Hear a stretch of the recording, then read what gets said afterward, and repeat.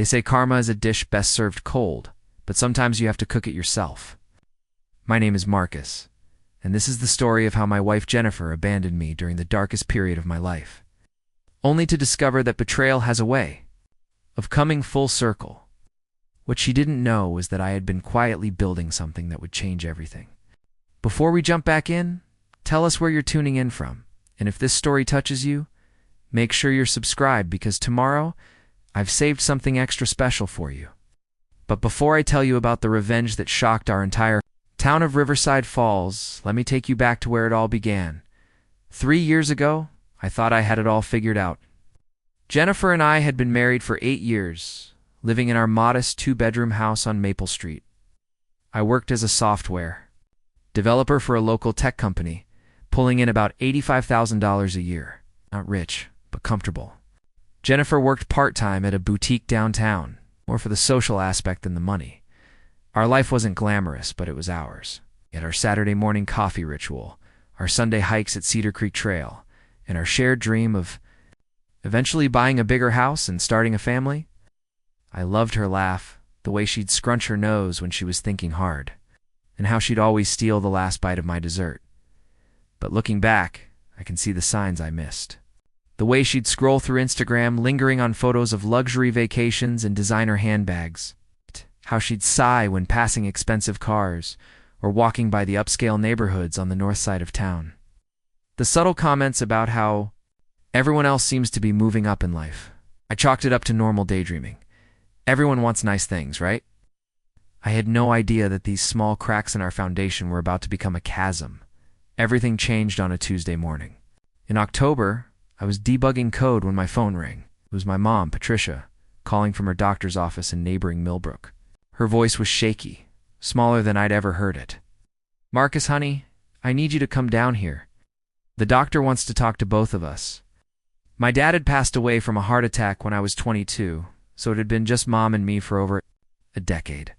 She was my rock, the woman who worked 2 jobs to put me through college, who celebrated every small victory in my life like it was her own. The diagnosis hit like a freight train, stage 3 pancreatic cancer. The oncologist, Dr. Harrison, was gentle but direct. With aggressive treatment, we were looking at maybe 18 months, out at 6 months at best. I remember sitting in that sterile office, watching my mom try to process the news while maintaining her dignity. She asked practical questions about treatment schedules and side effects, but I could see the fear in her eyes. When we got to the parking lot, she finally broke down, and I held her while she cried. "I'm scared, Marcus," she whispered. "I'm not." "Ready to leave you?" That night, I sat Jennifer down and explained everything. The treatment plan, the chemotherapy schedule, the fact that Mom would need significant help over the coming months. I expected support, maybe some tears, definitely a discussion about how we'd navigate this together. Instead, Jennifer was quiet, almost cold. She asked a few logistical questions about how often I'd need to drive to Millbrook, whether Mom would be staying with us during treatment, how much this would cost. "I know this is hard," I told her, reaching for her hand. "She's all the family I have left. I need to be there for her." Jennifer nodded, but something in her eyes had shifted. Something I couldn't quite identify at the time, but now I know, was calculation. The next 6 months were a blur of hospital appointments, chemotherapy sessions, and sleepless nights. Mom was a fighter, but the treatment was brutal. I'd drive the hour to Millbrook every Tuesday and Thursday for chemo, then again on weekends to help with groceries, cleaning, and just being there. Jennifer initially made supportive noises. She'd ask how Mom was doing, pack extra dinner for me to take to her, even visited once or twice. But as the months wore on, I noticed her growing increasingly distant. "You're never here anymore," she'd say, when I'd return from Mom's house exhausted. "We used to have plans on weekends." I tried to explain that this was temporary, that once Mom got through treatment, things would go back to normal. But Jennifer wasn't hearing it. She started making plans without me, going out with friends from work, staying out later and later. The breaking point came during Mom's worst week of chemotherapy. She had been violently ill for 3 days straight, barely keeping water down. I took emergency leave from work and stayed with her around the clock. When I finally came home on Sunday evening, I found Jennifer dolled up in a new dress I'd never seen. "Where are you going?" I asked, genuinely confused. "Rachel's birthday party, remember? I told you about it last week. I honestly didn't remember." The past week had been a haze of medical concerns and worry. "Can you skip it? I really need to talk to someone about." "No, Marcus. I can't just skip everything because your mom is sick. Some of us still have lives to live." The words hung in the air between us. Jennifer grabbed her purse and left without another word. I sat on our couch, still in the clothes I'd worn for 3 days, felt more alone than I'd ever felt in my life. That night, I called my mom to check on her. Despite feeling terrible, she could hear the strain in my voice. "How's Jennifer handling all this?" she asked gently. I lied and told her Jennifer was fine, that she was just tired from work. But Mom wasn't fooled. She'd always been able to read me like a book. "Marcus, honey, I need you to promise me something. Don't let taking care of me ruin your marriage." Couldn't bear that. I promised her it wouldn't, but even as I said the words, I knew I was lying to both of us. The first time I saw Jennifer with Richard Blackwood, I thought it was innocent. She was at the corner cafe on Main Street, laughing over coffee with a man in an expensive suit. I was picking up pastries for Mom before driving to Millbrook, and I waved through the window. Jennifer saw me, but didn't wave back. She just stared, looking almost guilty. When I asked her about it that evening, she was dismissive. "That was Richard from the country club. He's thinking about renovating his house and wanted advice about interior design." Richard Blackwood was something of a local legend in Riverside Falls. He'd inherited his father's construction company and turned it into a regional empire. Blackwood Enterprises had contracts all over the state, and Richard lived in a mansion on the hill overlooking the town. He drove a different luxury car every day of the week and was frequently mentioned in the society pages of the local paper. Jennifer had never mentioned knowing him before, but suddenly his name started appearing in our conversations. Richard this, Richard that. How successful he was, how he'd just bought a vacation home in the Hamptons, how he was such a gentleman. I was too exhausted from caring for Mom to pay proper attention to these red flags. Mom's condition was worsening, and I was spending more time at the hospital than at home. The cancer had spread, and we were facing the reality that the treatment wasn't working as well as we'd hoped. Meanwhile, Jennifer was becoming a stranger. She'd started dressing differently, wearing expensive clothes I knew we couldn't afford. When I asked about it, she claimed she was getting everything on sale or borrowing from friends. She was always on her phone, constantly texting, and would quickly put it away when I entered the room. The changes weren't just superficial. Jennifer started talking differently, using words and phrases that seemed foreign coming from her mouth. She'd complain about our modest lifestyle and make pointed comments about couples who knew how to live well. One evening I came home from a particularly difficult day at the hospital to find Jennifer dressed to the nines, heading out again. "Where are you going this time?" I asked, not even trying to hide my frustration. "Richard is taking me to that new restaurant downtown, the one with the Michelin-starred chef." The casualness of her tone hit me like a slap. "Richard is taking you? Like on a date? Don't be ridiculous, Marcus. He's just being friendly. You know, some people actually know how to treat a lady properly." The implication was clear, and it cut deep. I was too tired to fight about it, too emotionally drained to have the conversation we clearly needed to have. I just nodded and went to bed, listening to the sound of her heels clicking down our front walkway. That night, I lay awake thinking about the woman I'd married and wondering where she'd gone. The Jennifer I'd fallen in love with would never have gone out with another man while I was struggling with my mother's illness. She would have been by my side, supporting me through the hardest time of my life. But people change, and apparently, my wife had changed into someone I didn't recognize. The end came swiftly, like a bandage being ripped off. Mom passed away on a rainy Thursday morning in March. I was holding her hand when she took her last breath. The last thing she said was that she loved me and was proud of the man I'd become. Jennifer wasn't there. She'd promised to come to the hospital that morning, but she called at the last minute with some excuse about a work emergency. I sat in that hospital room, watching the monitors flatline, completely alone. The funeral was 3 days later. Jennifer showed up late, dressed inappropriately in a bright red dress that screamed, "Look at me." She sat in the back row, checking her phone throughout the service. When people came up to offer condolences, she was nowhere to be found. I was numb with grief, operating on autopilot. The few family friends who attended were kind, sharing stories about Mom and offering support. But the person who should have been my biggest source of comfort was acting like a stranger. Preparing and narrating this story took us a lot of time, so if you are enjoying it, subscribe to our channel. It means a lot to us. Now back to the story. That night, I couldn't sleep. I kept thinking about all the things I should have said to Mom, all the time I'd wasted on work and trivial concerns when I could have been with her. Around midnight, I got up to make some tea and found Jennifer in the kitchen, dressed up again. "Are you seriously going out tonight?" I asked, incredulous. "I just buried my mother this morning." "Marcus, I know you're grieving, but life goes on. I can't just sit here and be depressed with you.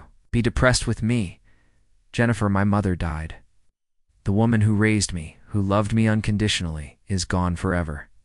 And you want to go out partying? I'm not partying. Richard is taking me to a business dinner. It's important for my career. Your career? You work part-time at a boutique? Well, maybe I'm ready for something bigger. Maybe I'm tired of living like we're broke college students." The words hung between us like a poisonous cloud. I stared at my wife, this woman I'd promised to love through sickness and health, for richer or poorer, and realized I was looking at a complete stranger. "Are you having an affair?" I asked quietly. Jennifer's face went through a series of expressions: surprise, guilt, defiance, and finally cold indifference. "I want a divorce," she said simply. No apology, no explanation, no acknowledgement of what I was going through. It's 5 words that shattered what was left of my world. On the day of my mother's funeral, there's never a good time for these conversations, Marcus. I've been unhappy for months. Richard has shown me what life could be like, and I want that life. She left that night and never came back. The next morning, I woke up in an empty house, surrounded by sympathy cards and casserole dishes from neighbors.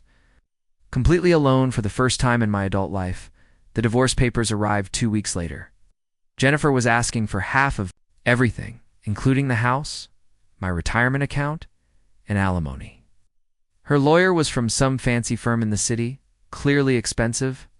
I wondered who was paying for it, but I already knew the answer. The proceedings were swift and brutal. Jennifer claimed irreconcilable differences and painted me as an absent husband who'd prioritized his mother over his marriage. Her lawyer argued that she'd been emotionally abandoned and deserved compensation for the years of neglect. I sat in that courtroom, watching my wife lie under oath about our marriage, and felt something die inside me.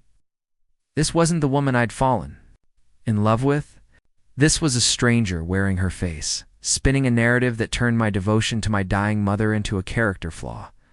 The worst part was seeing her with Richard. He'd show up to court hearings, sitting in the back row like some kind of guardian angel. He'd take Jennifer's hand, whisper in her ear, and she'd light up in a way I hadn't seen in years. The way she used to look at me. My lawyer, a decent man named Tom Peterson, did his best, but we were outgunned. Richard's money had bought Jennifer the best legal representation in the state, and they were ruthless.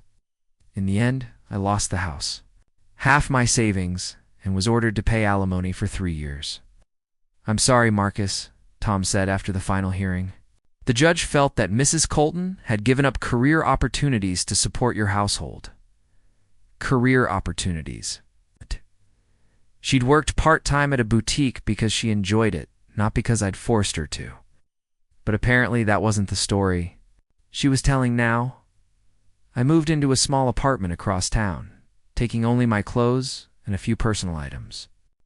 Everything else, the furniture we'd picked out together, the photos from our honeymoon, the dishes we'd received as wedding gifts, went to Jennifer and her new life.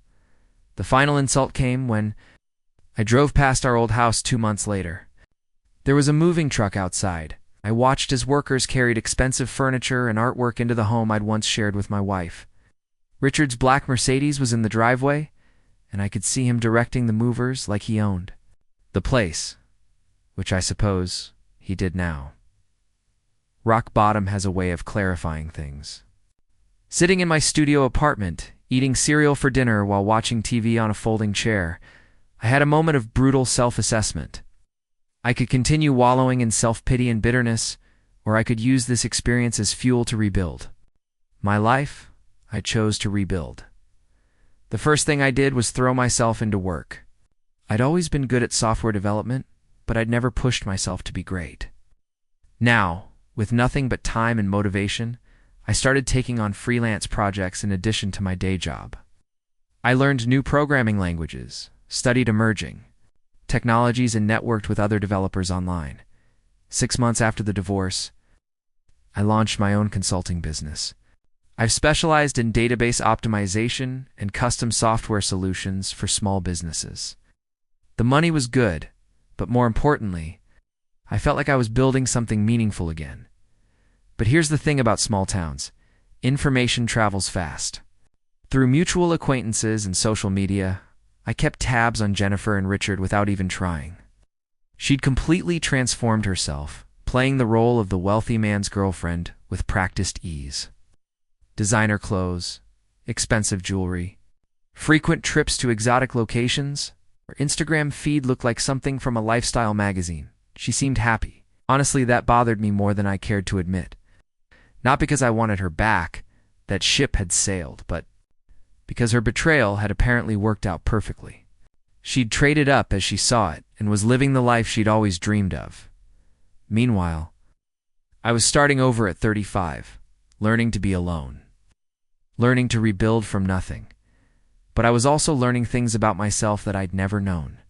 I was stronger than I'd thought, more resilient, more capable.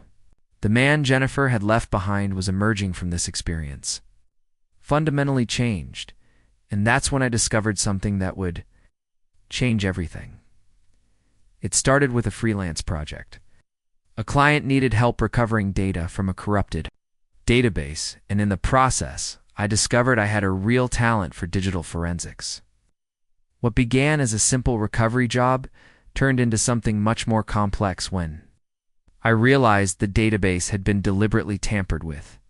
The client was grateful and referred me to others with similar problems. Soon, I was doing as much forensic work as traditional development. I was helping small businesses uncover embezzlement, assisting lawyers with divorce cases, and even working with insurance companies to investigate fraud. It was fascinating work, and I was good at it. Really good. I could trace digital footprints, recover deleted files, and piece together timelines of digital activity with impressive accuracy.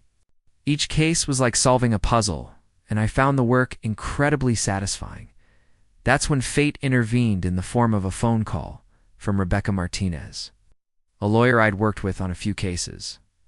"Marcus, I have something unusual." The client is asking for a complete financial audit of her ex-husband's business.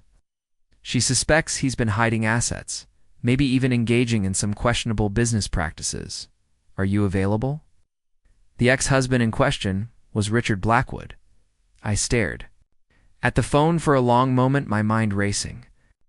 Rebecca didn't know about my personal connection to Richard, and I could easily decline the job. But something inside me, call it curiosity, call it destiny, made me say yes. I'll need complete access to financial records, email accounts, and any other digital assets, I told Rebecca. I'll need absolute discretion. This kind of investigation can get complicated. Understood. My client is willing to pay premium rates for top-quality work. She really wants to nail this guy. The client was Richard's first wife, Amanda, whom he'd divorced 5 years earlier. Apparently, their settlement had included provisions for ongoing alimony, but Amanda suspected Richard was underreporting his income to reduce his obligations. She wanted a thorough investigation of his business practices. I spent the next 3 weeks diving deep into Richard Blackwood's digital life. And what I found was far more interesting than simple asset hiding. Richard Blackwood was a fraud. Not just in the way he'd stolen my wife, but in ways that would have made federal prosecutors very interested. His construction empire was built on a foundation of lies, illegal kickbacks, and tax evasion that would have made a mob accountant blush. Deeper I dug, the more I found. Blackwood Enterprises had been systematically overcharging government contracts for years. Using substandard materials while billing for premium ones, Richard had been paying bribes to city officials to secure contracts, and he'd been laundering money through fake subcontractors and shell companies. But the real bombshell was what I found in his personal finances. Richard was leveraged to the hilt, maintaining his lavish lifestyle through a complex web of loans, credit lines, and increasingly desperate financial maneuvers. The mansion, the cars, the expensive vacations, it was all smoke and mirrors. Financed by debt and criminal proceeds, more interesting still were the emails I recovered from his deleted folders. Richard had been planning to leave Riverside Falls for months, setting up accounts in the Cayman Islands and making arrangements to disappear with whatever liquid assets he could grab. He was planning to abandon his business, his creditors, and apparently his new girlfriend, including Jennifer. I found draft emails where Richard discussed his exit strategy with offshore banking contacts. He mentioned cutting ties with local entanglements and streamlining his personal life for international relocation. But the implication was clear. She was just another local entanglement to be discarded. The irony was delicious. Jennifer had left me for a man she thought was wealthy and stable, only to attach herself to a criminal who was planning to abandon her just as callously as she'd abandoned me. But I wasn't done. I kept digging, and I found something that made me smile for the first time in months. Richard had been stupid enough to conduct much of his criminal business through email. Thinking that deleting messages would cover his tracks, he'd been sloppy. With his digital security, using the same passwords across multiple accounts and failing to properly encrypt sensitive communications, I had everything: bank records, email exchanges, financial documents, and a complete timeline of his criminal activities. It was enough to put him away for a decade, maybe more. The question was, what was I going to do with this information? I called Rebecca Martinez first. Rebecca, I need to ask you something off the record. If, hypothetically, I discovered evidence of serious criminal activity during this investigation, what would be the proper protocol? Well, hypothetically, if you uncovered evidence of federal crimes, you'd be obligated to report it to the appropriate authorities. Why do you ask? Because I think your client is going to be very happy with what I found. I think the FBI is going to be very interested as well. I spent the next week preparing a comprehensive report for Amanda's civil case. But I also prepared a separate package for federal investigators. The evidence was overwhelming. Richard Blackwood had been running a criminal enterprise disguised as a legitimate business. But before I handed anything over to the authorities, I had one more task to complete. I printed out selected emails and financial documents, particularly the ones detailing Richard's plan to flee the country and abandon his local entanglements. I put them in a manila envelope and addressed it to Jennifer at our old house. No note, no explanation. Just the evidence that her knight in shining armor was actually a criminal who was planning to disappear without her. 3 days later, simultaneous calls to Rebecca Martinez and the FBI field office. Rebecca got the civil case materials, and Special Agent Sarah Chen got a complete package of evidence detailing Richard's criminal enterprise. Then I sat back and waited. The dominoes fell faster than I'd expected. The FBI raid on Blackwood Enterprises happened on a Tuesday morning. I watched from my apartment as news vans surrounded the company headquarters, and by evening, Richard's arrest was the lead story on every local news channel. He was charged with mail fraud, wire fraud, tax evasion, bribery, and conspiracy. The bail was set at $5 million, which he couldn't make because all his assets had been frozen pending investigation. Jennifer's world collapsed overnight. The mansion was seized as part of the investigation, the cars were impounded, and the bank accounts were frozen. She went from living like a princess to being essentially homeless in the span of 48 hours. But here's the beautiful part. Because she'd been living with Richard and benefiting from his criminal proceeds, she was also under investigation. The FBI wanted to know how much she knew about his illegal activities, and her lavish lifestyle made her look like a willing participant. Watched from a distance as Jennifer's Instagram posts went from luxury vacation photos to desperate pleas for legal help. She'd tried to reach out to old friends, but burning bridges has consequences. People remembered how she'd abandoned her sick mother-in-law and devastated husband, and they weren't particularly sympathetic to her current predicament. The final twist came when Amanda Blackwood's civil case concluded. With the evidence I'd provided, she was awarded a massive settlement that included most of Richard's remaining assets. Richard, facing decades in prison, agreed to the settlement to avoid additional charges. Jennifer was left with nothing. No house, no money, no supportive boyfriend, and no friends willing to help her rebuild. That was 2 years ago. Richard Blackwood is currently serving a 12-year sentence in federal prison. His construction empire collapsed, taking down several city officials who'd been taking his bribes. The investigation led to one of the biggest corruption scandals in our state's history. Jennifer moved back in with her parents and eventually found work as a cashier at a discount store. I heard through the grapevine that she'd tried to contact me several times, but I never responded. Some bridges once burned can't be rebuilt. As for me, my consulting business has thrived, particularly the forensic investigation side. I've helped dozens of clients uncover fraud, recover assets, and find justice. I bought a house in the same neighborhood where I grew up, not far from where Mom is buried. I visit her grave every Sunday, and I tell her about my week. I think she'd be proud of the man I've become, proud that I didn't let betrayal turn me bitter or cruel. I simply used the skills I'd developed to reveal the truth. And the truth was powerful enough to deliver justice. Sometimes people ask me if I regret what happened with Jennifer. The answer is no. Her betrayal, as painful as it was, led me to discover strengths I never knew I had. It forced me to rebuild my life on my own terms. The result is stronger and more authentic than what I had before. They say the best revenge is living well. And I suppose that's true. But sometimes, the best revenge is simply letting the truth come to light. Justice has a way of finding its mark, especially when you give it a little help. And if you're going through something similar, if someone has betrayed you when you needed them most, remember this. Their betrayal says nothing about your worth and everything about their character. Build yourself back up, become stronger, and trust that the truth has a way of revealing itself. Sometimes karma needs a little help, but it always comes full circle. Up next, you've got 2 more standout stories right on your screen. If this one hits the mark, you won't want to pass these up. Just click and check them out. And don't forget to subscribe and turn on the notification bell so you don't miss any upload from us.